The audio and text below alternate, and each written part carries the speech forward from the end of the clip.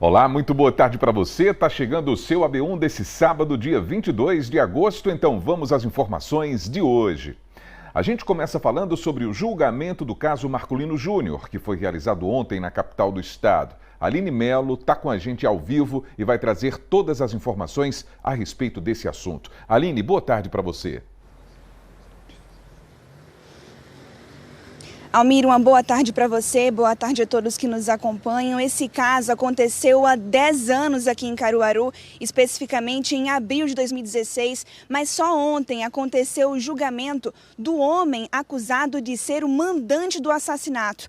O réu Davi Fernando Graciano foi julgado no Fórum Tomás de Aquino, no Recife. Ele foi condenado a 22 anos e 2 meses de prisão por homicídio triplamente qualificado. A defesa chegou a recorrer da decisão, mas ele foi encaminhado ao Cotel, em Abreu e Lima. Esse foi um caso de grande repercussão, não só aqui em Caruaru, mas em Pernambuco, no estado como um todo, pela gravidade, pela brutalidade. Inclusive, nós temos uma reportagem para relembrar alguns capítulos desse caso. Isso com base nas informações contidas no processo investigativo da Polícia Civil. Vamos assistir. O jornalista e colunista social Marcolino Júnior, que tinha 46 anos, desapareceu em 16 de abril de 2016. Imagens de câmeras de segurança mostraram para a polícia os últimos momentos daquele dia, aqui em um mercado de Caruaru e, em seguida, numa pousada da cidade. Depois disso, ele não mais atendeu às ligações. Segundo as investigações, em um motel, o design gráfico Rafael Leite da Silva deu um golpe de jiu-jitsu e depois 3 facadas na vítima.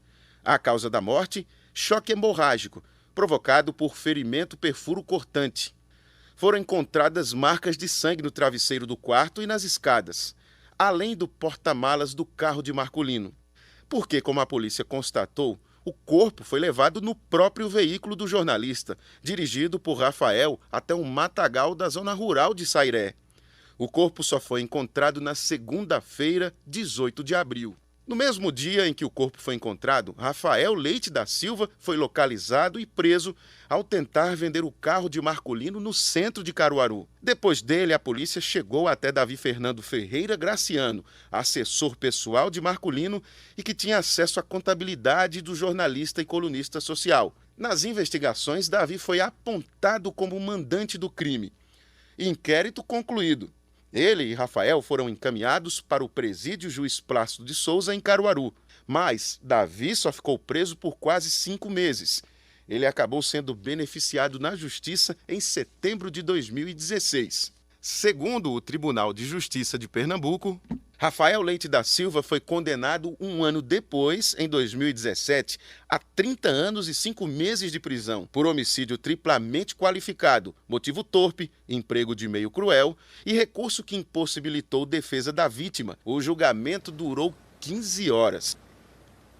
Nós estamos nesse momento, inclusive, na rua em que morava o Marcolino Júnior. Hoje pela manhã nossa equipe conversou com alguns familiares do colunista, que inclusive foram ontem ao Recife para acompanhar o julgamento. Claro, a família está satisfeita com o resultado, mas é uma perda irreparável. Inclusive, nós recebemos um vídeo de um primo do Marcolino. Vamos assistir. Após 10 anos, houve enfim o julgamento do acusado por ser o mandante do caso Marcolino. Foi um tempo muito longo que angustiou todas as famílias envolvidas, principalmente Dona Luzinete, que é a mãe dele. Digo que, invariavelmente, ela chora todos os dias, já não tem mais saúde para sair de casa, vive confinada dentro da casa dela e um sofrimento só. Esse resultado vai dar um pouco de alento para as famílias e principalmente para ela, que é a mãe. Desde o início deixamos tudo a cargo dos órgãos competentes, que é a polícia e agora a justiça. Para nós o caso está encerrado. Então a gente percebe, né, que infelizmente é uma perda irreparável. 10 anos depois, esse caso parece ter finalmente ganhado um desfecho. O sentimento da família, como o Paulo, primo do Marcolino, falou, é de justiça, mas é uma perda, um sofrimento que infelizmente vai perdurar para sempre, não é isso, Almir? Exatamente, Aline, exatamente. Enquanto o julgamento não acontecia, a gente sabe, né? Essa dor permanece aguda e profunda.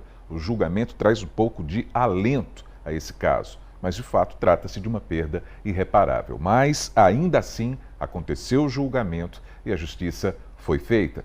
Aline, muito obrigado por essas informações aqui no AB1 e a gente vai seguindo com outras informações agora. Pois é, hoje é o dia D da campanha nacional de multivacinação. Aqui em Caruaru, a campanha está sendo realizada em vários pontos da cidade. A intenção é atualizar o calendário de vacina das crianças e adolescentes até 15 anos de idade. Joel Almeida está com a gente ao vivo também e vai trazer essas informações agora. Joel, boa tarde para você. Oi, Almir, boa tarde, uma ótima tarde também para você que está junto da gente aqui nesse AB1 de sábado. Olha, muita gente está vindo aqui para um dos pontos de vacinação, que é no Marco Zero, para poder imunizar crianças e adolescentes. É chamada multivacinação porque aqui são oferecidas diversas doses, né, de imunizantes para vacinar essa faixa etária, né, que vai até 14 anos e 11 meses. E olha, vou conversar aqui com uma das responsáveis que veio trazer as netas, né? Como é teu nome? Neves. Dona Neves, a senhora veio trazer, como é o nome delas? Ana Sofia e Esté. A Ana Sofia e Esté. A Ana Sofia tem 9 anos, não é isso? 14. Tem quantos anos? 9. 9 anos. Já tomou a vacina, tá com algodão ali, ó, para que o sangue sare logo, não é isso? Me conta, doeu ou não? Doeu um pouquinho. Pouquinho, não foi? Eu vi que tu tava bem apreensiva antes do ao vivo, quase chorando, mas essa dor não foi assim gigantesca não, né? Como você pensava. Uhum. Foi rápida a dor. Foi. E aí, o que é que tu diz às crianças que estão em casa com medo de tomar vacina? Não sei. Venha tomar que é tranquilo. Dói pouco, diga assim, dói pouco? Dói pouco. Ah, entendi. E a maiorzinha tomou vacina de quê? E dengue. De dengue. As duas estão imunizadas. A Ana Sofia tomou de HPV, inclusive, não é isso? Foi. Que prevê contra doença, né? Contra né? câncer e algumas doenças. Entendi. Obrigado. Como é que fica o coração agora da avó, vendo que elas estão protegidas? Tranquilo, bem tranquilo. Ah, que bom, obrigado. Olha só, agora eu vou conversar com a coordenadora do PNI, que é Plano Nacional de Imunização aqui da Secretaria de Caruaru, a Tatiane Lino, que está aqui conosco. Tatiane, boa tarde para você. Essa é uma campanha de multivacinação. São oferecidas diversas doses. Quantas no total e quais são elas? Boa tarde. O Ministério da Saúde oferta na campanha de multivacinação, que tem como público crianças e adolescentes menores de 15 anos, todas as vacinas do calendário de rotina recomendado por faixa etária, como a poliomielite, que inclusive recentemente introduziu o segundo reforço aos 4 anos de vida. Então, aqueles pais que ainda não atualizaram essa dose devem procurar um ponto de vacinação mais próximo. E, além dessas, também são disponibilizadas a pentavalente, a vacina que protege contra pneumonias, a de meningite, entre outras.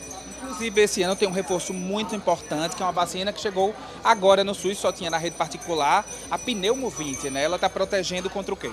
Isso, a pneumovinte, ela protege contra os tipos graves bacterianos da doença, além de prevenir otites. E é muito importante na faixa etária abaixo de 5 anos, justamente porque ajuda na imunidade dessas crianças e protege contra a doença na sua forma mais grave. A gente traz essa informação muito importante, porque é muito comum a gente ver crianças adoecendo, né?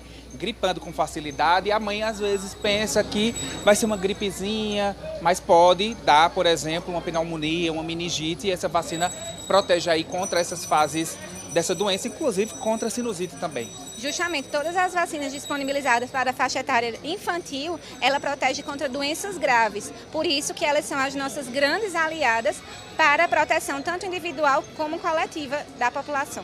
Muito obrigado pelas informações. Tatiane Lino falou aí pra gente sobre essa campanha de vacinação.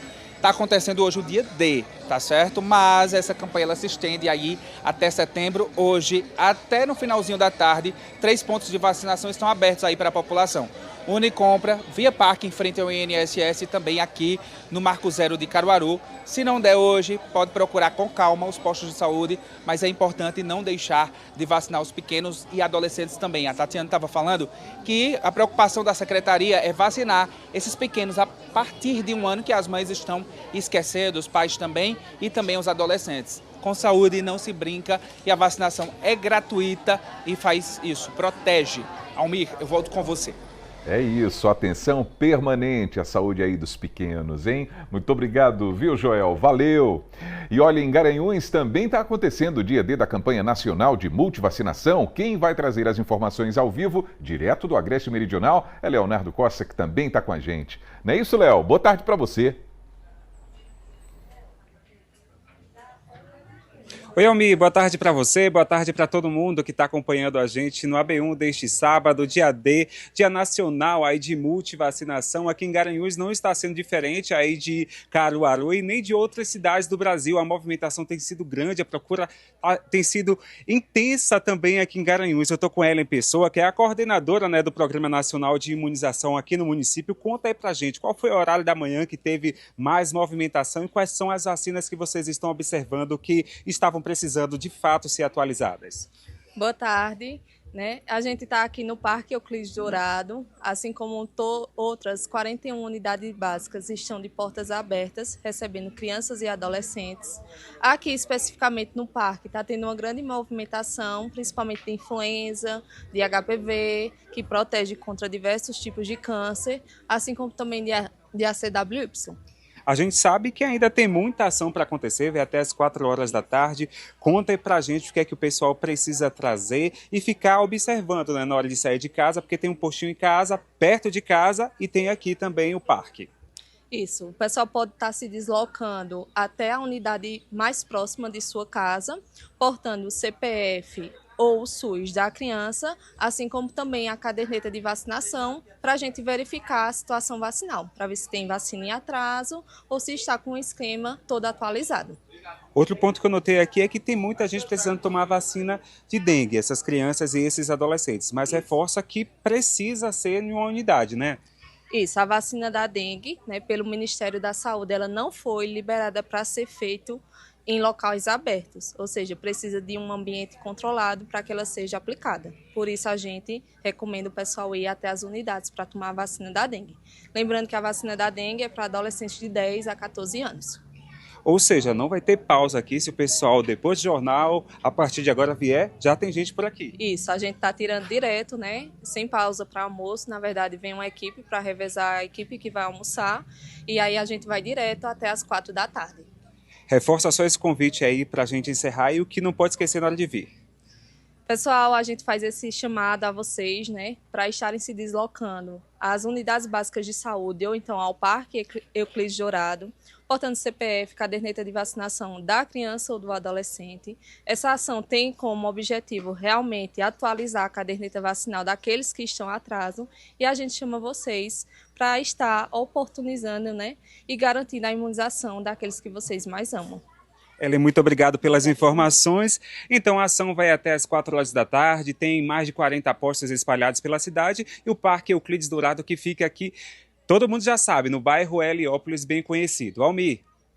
Muito bem, Leonardo, muito obrigado por essas informações ao vivo, direto de Garanhuns. A gente agradece a nossa entrevistada também, valeu! A gente vai para o intervalo agora. Na volta tem resultado de pesquisa sobre as eleições aqui em Pernambuco, hein? A gente volta já. Agora é 12h, 28 minutos.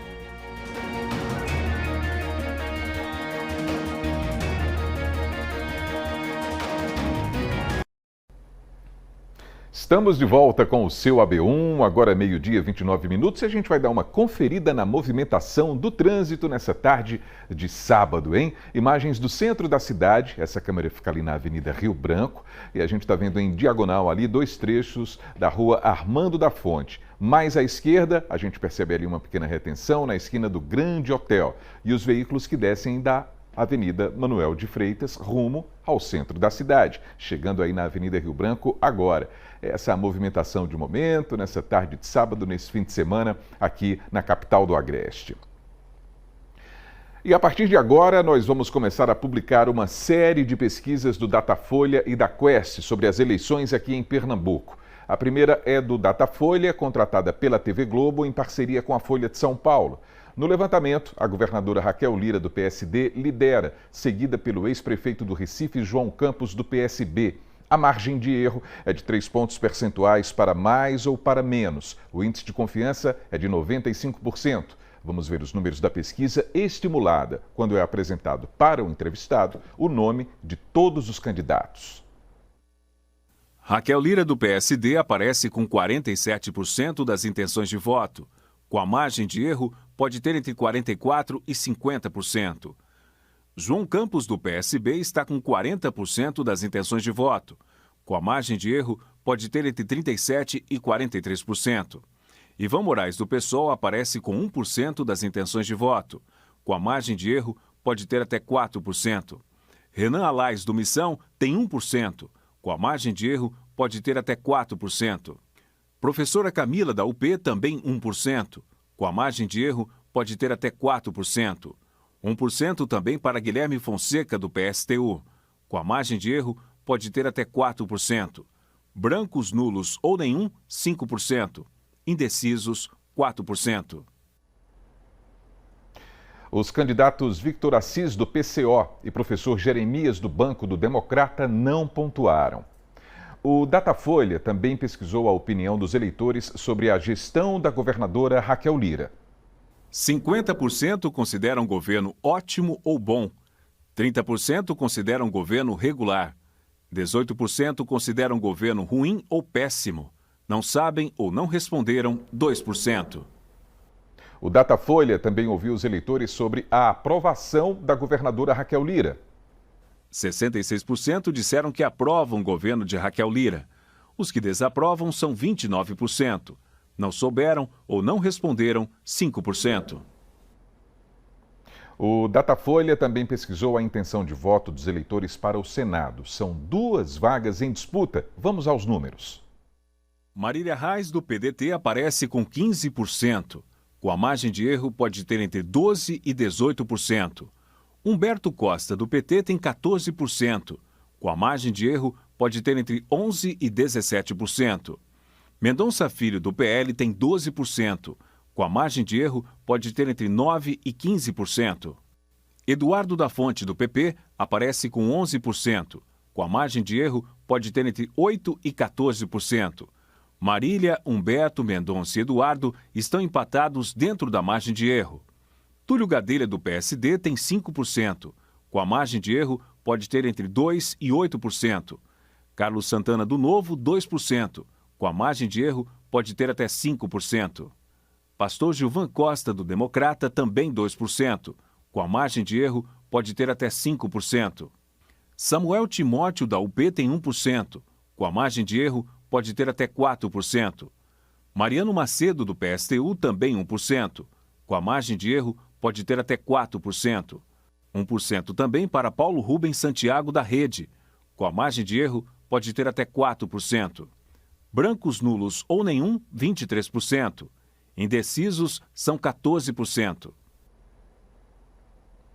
Os candidatos ao Senado, Gorete Bitu, da UP, e Maílson da Silva Neto, do PCO, não pontuaram. O Datafolha ouviu 1.204 eleitores entre os dias 18 e 21 de agosto. A pesquisa foi registrada no Tribunal Regional Eleitoral. Agora a gente vai para o intervalo e ainda nessa edição você vai ver as informações sobre o primeiro Festival Técnico de Cafés Especiais em Triunfo. Esse evento está sendo organizado pelo Sebrae. Os detalhes a gente traz daqui a pouquinho, 12h, 34 minutos agora.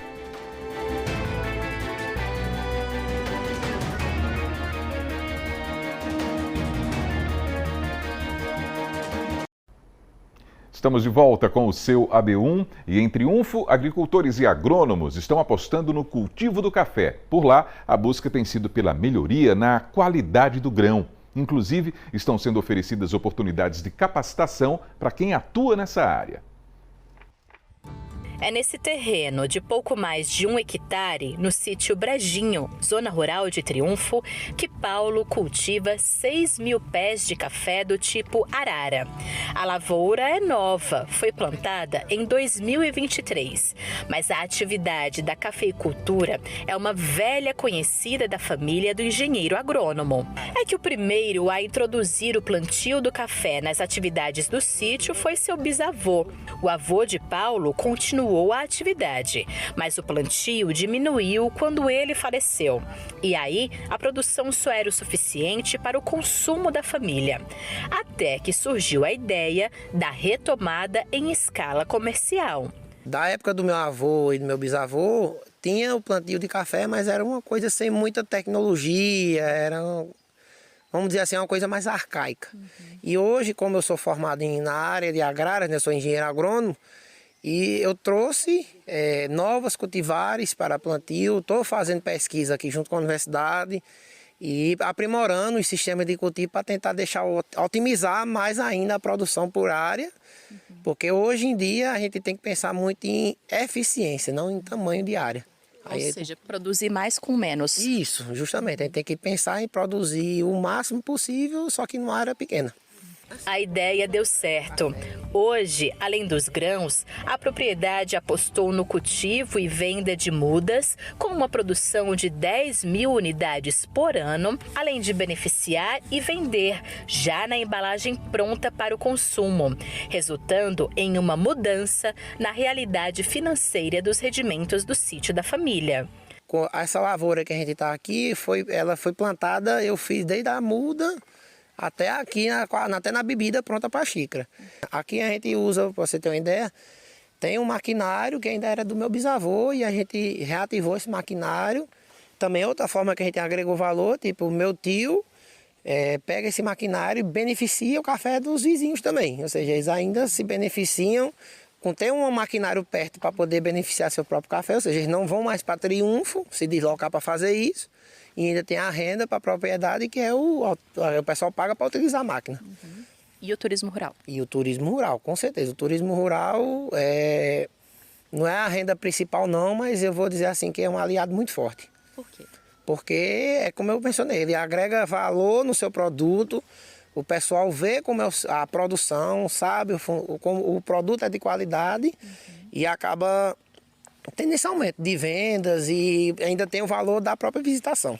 Em Triunfo, as características geográficas, com altitude de pouco mais de 1.200 metros acima do nível do mar e condições climáticas diferenciadas com baixas temperaturas, tornam o ambiente perfeito para o cultivo de cafés.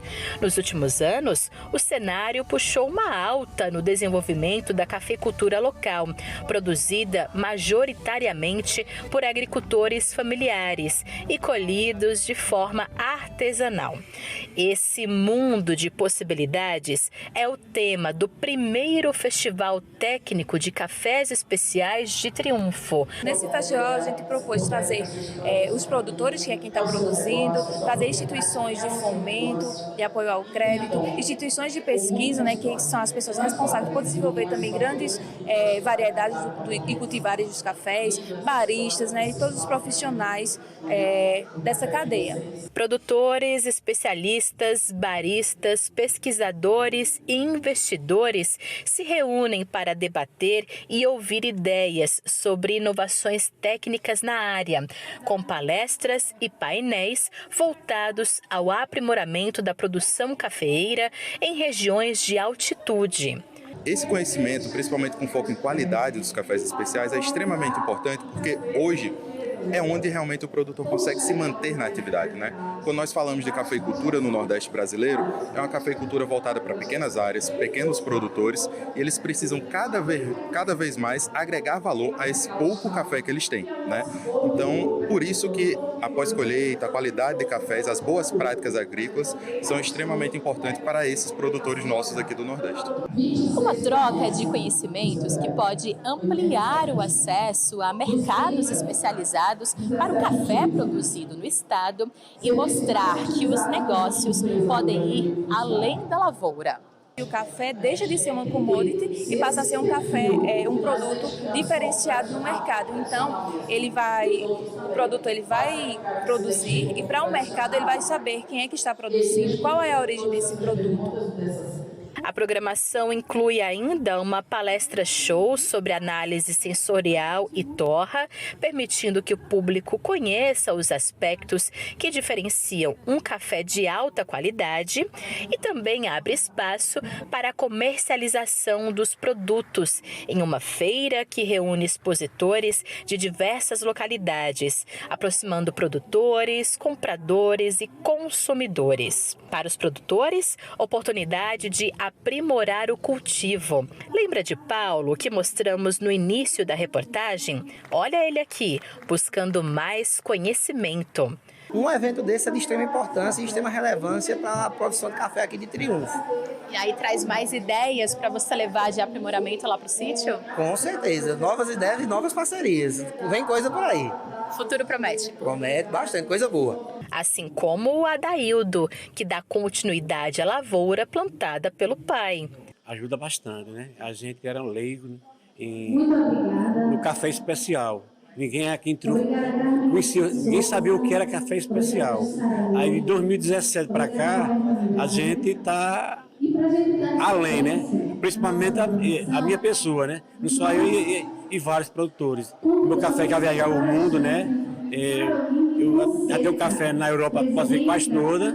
E é através de quê? Através do Sebrae, através desses... que eles trazem para a gente aqui, esse conhecimento. Né? E assim estamos seguindo. Estamos dando seguimento. Não estamos ficando para trás, não. Estamos dando seguimento ao que o Sebrae nos ensina.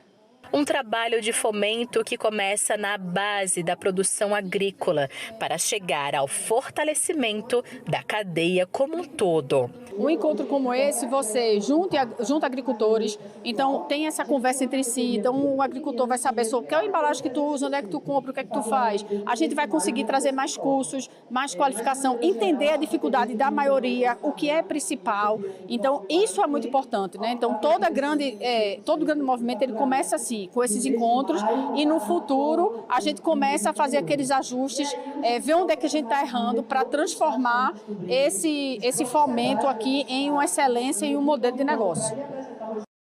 E olha que notícia bacana na área de ciência e tecnologia. O campus da UFPE, aqui em Caruaru, inaugurou um ambiente interativo para receber estudantes, pesquisadores e a comunidade também. Acompanha com a gente. A Estação Coure é uma exposição imersiva criada no campus da UFPE Agreste. O espaço reúne materiais e experimentos para observação e até mesmo para pesquisas de estudantes e professores. O nome do espaço homenageia em memória a ex-professora Ellen Coure, que teve forte atuação na física nuclear. Entrando na estação, a gente percorre um caminho de descobertas por vários eixos também. E para entender esse caminho, estou aqui com o professor Gilson Lima, que vai nos ajudar. Nos conte por onde começamos e até onde chegamos, professor. Bom, isso é um espaço em que a própria construção dele já usou a sustentabilidade ambiental, né? É um container reaproveitado com tudo que a gente possa usar de materiais que possam ser considerados reciclados e possam ter uma imersão na questão da sustentabilidade. Então aqui a gente mostra, né, como é que as rochas podem fazer o armazenamento geológico de CO2, então o visitante vai ter uma ideia de como é que esse CO2 é aprisionado, mas aqui na frente a gente mostra como é que a gente pode usar materiais, né, reciclados para a produção de produtos e de novas tecnologias, né, com plástico, com materiais cerâmicos. Aqui o que a gente chama dos famosos tijolos ecológicos, a gente pode aproveitar resíduos, inclusive de construção civil, resíduos, inclusive de lodos de estação de tratamento para produzir um tijolo ecológico. Aqui outros materiais que a gente pode produzir e que causam, né, uma maior sustentabilidade do tipo de conforto térmico, de poluição sonora, então a gente adapta, né, a construção a esse tipo de material. Aqui o que a gente chama dos famosos, né, bacias hidrográficas, o aluno tem uma ideia de como é que a circulação dos recursos hídricos acontece, desde a chegada da água da chuva e depois a distribuição pelo solo. E aqui, finalmente, a gente fecha com o eixo da água, mostrando como é que a gente pode aproveitar o reuso da água, inclusive tratando, né, esgotos e efluentes para se tornar água e ser reusado novamente. Então, tem uma visão geral de tudo que pode ser feito do ponto de vista da sustentabilidade. O projeto tem financiamento da Fundação de Amparo à Ciência e Tecnologia de Pernambuco, a FACEP. O local ficará aberto para visitação pelo próximo ano. O objetivo é que tenha atuação permanente na UFPE. A gente tem ele financiado pela FACEP, então inicialmente é um ano de projeto para atingir nossas metas iniciais, mas ele vai ficar como um legado para toda a comunidade, né, que tem interesse em visitar e entender um pouco mais das tecnologias, da inovação, do que a gente pode fazer enquanto parte do meio ambiente para proteger a continuação da vida do planeta.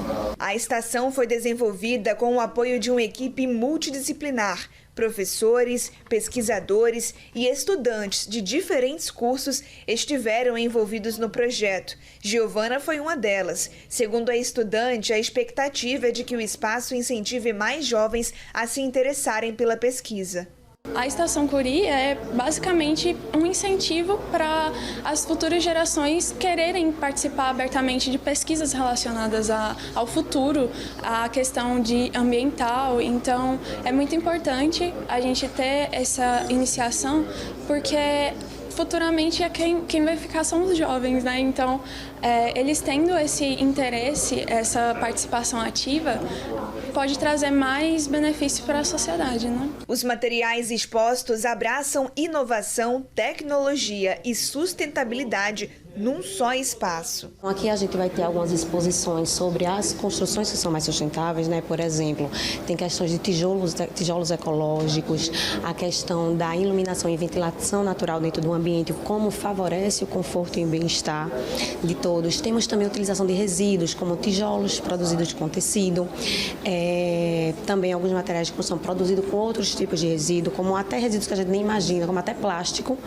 a gente pode utilizar dentro da construção, tirando esse resíduo do meio ambiente, né, destinando a um material de construção e ainda trazendo benefícios para quem utiliza essa edificação futuramente. A gente estava falando que esse próprio espaço, até o próprio container, é sustentável e colabora para esse ambiente mais inovador, tecnológico, né, professora? Isso. Então a gente tem aqui 3 tecnologias que trabalham juntas para o conforto e também para a solução ambiental das cidades. O container, que é um resíduo, que só tem, depois de 40 anos, ele deixa de ser útil para a questão do transporte. A tecnologia de telhados verdes, que servem para tanto facilitar a drenagem das cidades como trazer conforto térmico, e a energia solar, que é uma energia limpa e também ajuda dentro do container a melhorar a temperatura do container. Durante o evento de inauguração da Estação Couri, o diretor do campus Agreste da UFPE comemorou o início do projeto e falou sobre a importância de ter editais que apoiam iniciativas como essa. Esse é o primeiro espaço sustentável a partir de construção container. A gente tem programado mais um laboratório para talvez implantar esse ano, no próximo ano, nessa perspectiva de território inteligente, sustentável e educador, que vai somar com esse equipamento para que a gente possa, aos pouquinhos, construir um campus também mais sustentável, mais ecológico, que permita o próprio campus ser um laboratório vivo. Então, isso é também transformar o campus num território educador. Então, essas práticas de sustentabilidade, essas tecnologias, todo esse aparato do que se pode fazer a partir dos conhecimentos que se tem, isso se torna também um vetor de formação da própria sociedade a partir dos nossos estudantes que estão aqui presentes e também dos que vêm para conhecer essas experiências. Muito bem, o intervalo está chegando. Na volta tem uma reportagem especial sobre a Serra dos Cavalos aqui em Caruaru. A gente vai fazer um belo passeio nessa reserva natural tão importante aqui para a região inteira. O seu AB1 volta já, 12h, 50 minutos agora.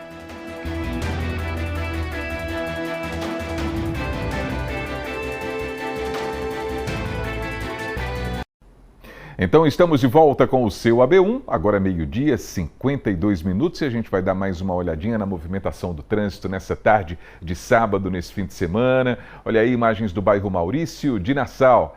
É uma movimentação aparentemente tranquila, um tanto diferente do que a gente acompanha de segunda a sexta aqui no AB1, não é? Contudo, a gente vê alguns veículos aí no cruzamento da Agamenon Magalhães com a Gonçalo Coelho. São imagens ao vivo para você.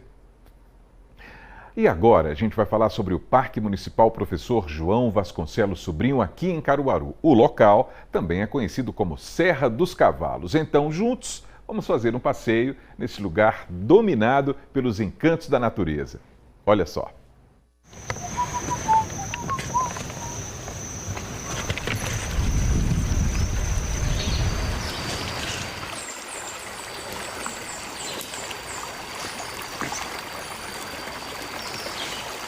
Se engana quem pensa que o bioma do agreste de Pernambuco é composto apenas pela caatinga. Pegamos a estrada e fomos até a conhecida Serra dos Cavalos, onde um fragmento da Mata Atlântica sobrevive. Caruaru é composta 85% pela caatinga e apenas 15% de Mata Atlântica. Mas aqui nós estamos a cerca de 850 a 900 metros do nível do mar. Foi justamente essa altitude que colaborou para a preservação da Mata Atlântica que existe aqui no parque. É um lugar, claro, de contemplação, mas também de extrema importância biológica para a cidade de Caruaru. Quem ajuda a gente a entender mais sobre esse parque é o professor Alexandre Nunes, está aqui com a gente hoje. Uma curiosidade, professor, a gente conhece como Serra dos Cavalos, mas o parque leva o nome do professor João Vasconcelos Sobrinho. Por que esse nome? Por que Serra dos Cavalos? Há muito tempo atrás, na época, a dificuldade que tinham de vir até aqui Serra dos Cavalos, utilizavam cavalos. Por causa da chuva, as ladeiras, o terreno, aí ganhou o nome como Serra dos Cavalos. Maravilha, e essa é apenas uma das curiosidades que a gente vai conhecer agora, não é isso? Isso, bora lá? perfeito, vamos.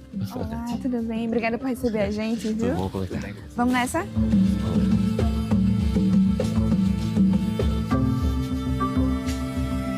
Já no início das trilhas, pequenos detalhes da natureza revelam a riqueza ambiental do espaço. Essa camada de folhas no chão é chamada de serrapilheira, responsável por conservar a umidade do solo. Essas manchas nas árvores são líquens, organismos que só aparecem em lugares que não têm poluição. Pode ver, olha, toda a árvore está com líquens, tá? Veja, tem vermelho, tem verde, tem cinza. Tudo isso aqui é uma riqueza que a gente tem.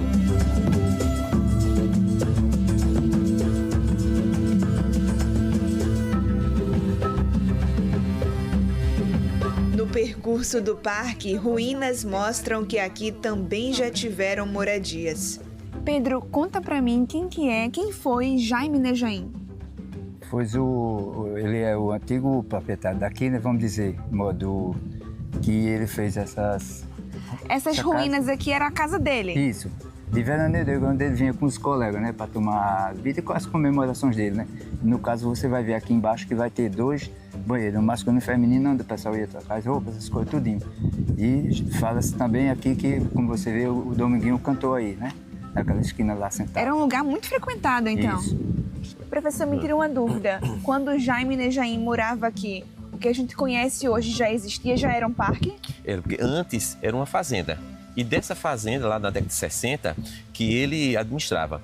Aí, quando depois o governo do estado desapropriou e tornou um parque. Dizer que o pau-brasil é uma das principais marcas do nosso país, né? Qual que é essa importância do pau-brasil que a gente encontra aqui, né, professor? Isso.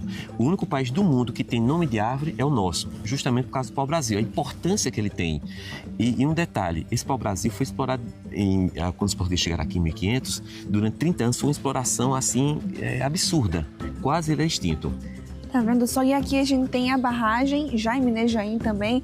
Isso. Já foi ou ainda é muito importante para Caruaru? Isso. Essa barragem Jaime Nejaim, ela tem a capacidade dela total é de 600 mil metros cúbicos de água. E ela fornece água para algumas localidades feito Murici. A gente tem uma outra barragem maior que é Guilherme de Azevedo. Fica aqui? Isso. Vamos lá então? Vamos embora. Simbora.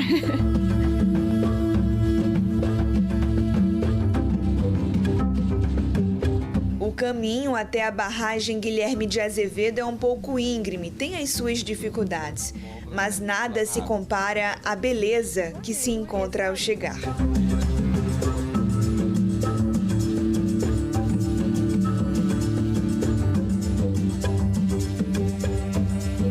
Aqui no parque nós estamos distante da cidade, em um local de mata fechada. A sensação térmica é de mais frio, tem mais ventania também. Qual que é a diferença, professor, da temperatura daqui para o centro de Caruaru, por exemplo? São diversas. Por exemplo, se você ver aqui no termômetro, a gente tem aqui 21, 22 graus Celsius a temperatura, enquanto lá na cidade a temperatura está muito mais alta, 30 e alguma coisa. E uma outra coisa que chama a atenção também é a umidade. Enquanto aqui está 76% de umidade, lá a umidade está mais baixa. Por isso a gente tem essas condições aqui muito mais agradáveis. Apesar disso, tem algo que chama atenção também, negativamente falando? Isso. Diversas vezes eu fiz a aferição aqui, a quantidade de CO2. A gente está percebendo que a quantidade está muito alta. Mesmo com a qualidade de ar muito boa, a qualidade do ar perfeita, mas a gente está com uma quantidade de CO2 muito alta. Isso significa o quê, professor? Provavelmente, isso eu já fiz várias vezes a aferição. Isso significa que essa mata está ficando velha. Por isso é importante a gente plantar mais mudas de árvores para renovar a árvore. Mas esse fenômeno não só acontece aqui não. Na floresta amazônica também acontece o mesmo fenômeno.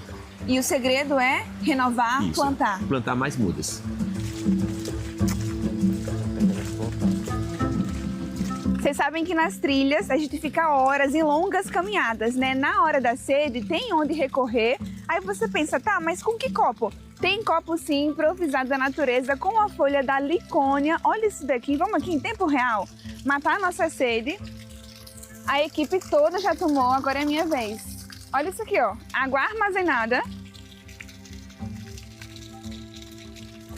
Problema resolvido.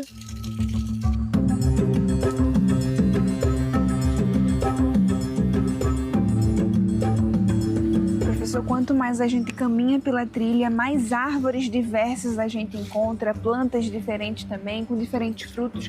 Essa daqui, a gente pode dizer que é uma muito importante para o parque? Isso aqui é um cedro. Se você ver a dimensão, o diâmetro do tronco dela, significa que essa árvore aqui é uma árvore centenária. A dimensão que ela tem, o espaço que ela ocupa. E se você observar, aqui embaixo, nessa parte, foi escavado por algum animal para fazer algum local de moradia. Além da flora, a fauna da Serra dos Cavalos também é rica. Não tivemos a sorte de encontrar um desses animais, mas registros dos guias mostram a diversidade de vida que mora entre essas árvores. Agora caminhamos para o último ponto da nossa trilha. A propósito, o ponto mais alto da Serra dos Cavalos, a chamada Pedra do Hari.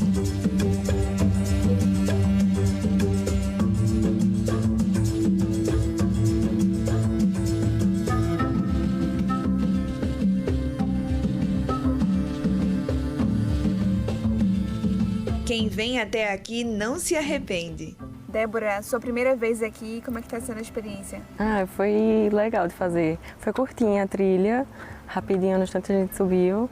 Bem gostosa de fazer, tá no meio da natureza, super legal. E chegar aqui e contemplar essa vista, super bacana. E depois do caminho, quando chega aqui, a vista vale a pena? Com certeza, é maravilhosa. Agora é só aproveitar e contemplar a paisagem que encanta e impressiona. Especialmente quando você lembra, tudo isso é Caruaru.